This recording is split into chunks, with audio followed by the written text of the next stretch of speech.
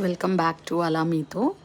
కొద్దిగా దోసపిండి ఉంటే అందులో మిక్స్డ్ గ్రెయిన్ ఆటా కొద్దిగా కలిపి సాల్ట్ జీలకర్రతో పాటు మిక్స్డ్ వెజిటబుల్స్ అంటే ఆనియన్ క్యాప్సికమ్ కార్న్ కట్ చేసే విధానం కూడా చూపించాను చూడండి. చాలా సింపుల్గా దాన్ని చేత్తో ఒలవాలంటే వెనకలున్న మొనలంతా వస్తాయి, బాగుండదు. సో ఇలా పైన 80% కట్ చేసుకుంటే కార్న్కి ఆ ముడులన్నీ రాకుండా ఉంటాయి, తగలకుండా. ప్లస్ బాగుంటుంది, నీట్గా కలుస్తుంది కూడా అనమాట.